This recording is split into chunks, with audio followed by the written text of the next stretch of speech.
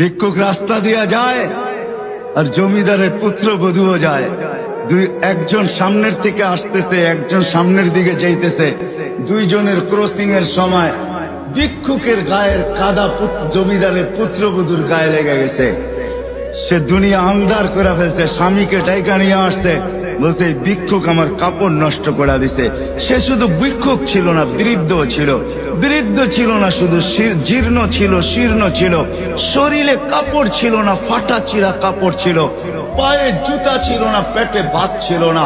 জমিদারের পুত্র সইতে পারে নাই, যৌবনী শক্তি সয় তো সয় কি কইরা।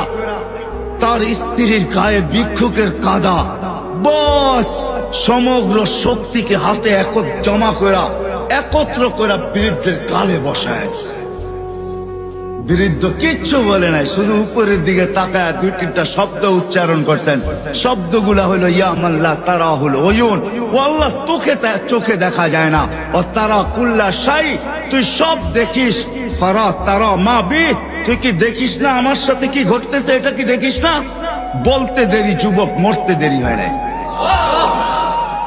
জমিদার চলে আসছে, প্রতিশোধ নিবে। বৃদ্ধের একদিকে মুস্কি হাসি, একদিকে বলতেছে প্রেমের খেলা এমনই হয়। জিজ্ঞাসা করছে কিসের প্রেমের খেলা রে? বলছে ওর প্রেমিকার গায়ে আমার কাদা লাগছে, পায়ের কাদা লাগছে, ও সইতে পারে নাই। যৌবনী শক্তি দিয়ে আমার বৃদ্ধ গালে বসায় দিছে। আমাকেও একজন ভালোবাসে, সেও সইতে পারে না, সেও সইতে পারে না। ও তো থাপ্পড় দিয়া খেলতো, সে জান নিয়ে নিছে, জান।